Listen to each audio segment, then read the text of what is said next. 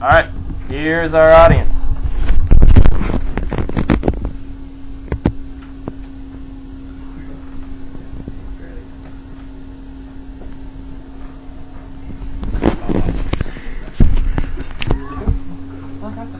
Okay, what is democracy?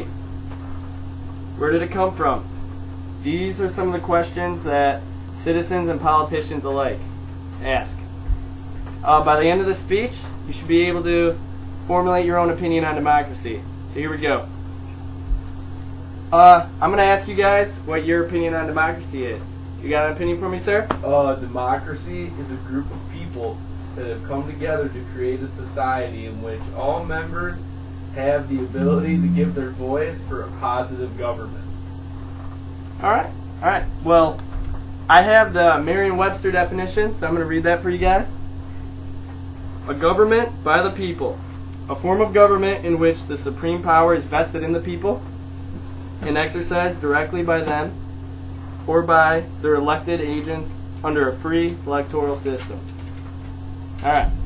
Well, now we're going to go through some history, alright?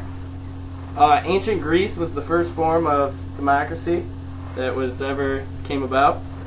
And Athens established the democracy in 507, 508 BC. And it was helped with a man named Cleanthes, who is referred to as the father of Athenian democracy. Athenian democracy is a direct democracy, and there are two forms of democracies. There's direct and indirect. A direct democracy is where everybody votes, so all of us here, we would all vote on an issue, and then whatever has the most would win. Whereas an indirect democracy, you guys would all vote for me, and I would use my brain and vote for an issue for you guys. Which, an indirect democracy is kind of what the U.S. does today. Continuing with the history, during the Middle Ages, multiple democracies tried to form, and they just kind of collapsed because Middle Ages were dark times. And we had kings in power that had a lot of power, and they kind of controlled everything.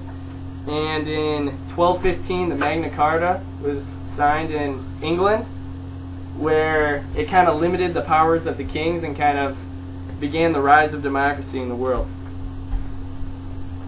And continuing on with the Magna Carta, England's Parliament was created in 1265, and Parliament's power slowly increased over time.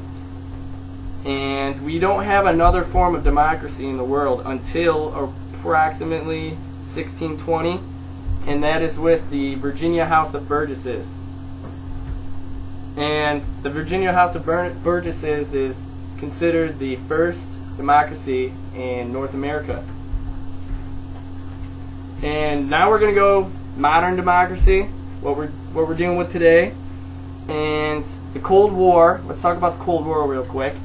It was between the U.S. and the USSR, and it is considered not a war between the two countries, but a war between communism and democracy. And this went on for probably 30, 40 years until in 1991 when the USS fell. And this kind of signified to the world that communism does not have as much standing power as democracy in the world. And U.S. democracy, what's cool about U.S. democracy is there's separation of powers, there's checks and balances, and there's a bicameral house. And we're going to go through those real quick. With the separation of powers, it's to stop one thing from being too powerful. So they also incorporate the checks and balances. So each, the judicial branch, the legislative branch, and the executive branch, none of them can get too powerful on each other. And the bicameral house is the Senate and the House of Representatives. It's for how we vote for things. Democracy is a means for the people to choose their leaders and to hold their leaders accountable for their policies and their conduct in office. Power flows from the people to the leaders of the government, who hold power only temporarily. In conclusion, democracy is whatever we want it to be. Whether it's going to school, going to work, sitting at home watching TV.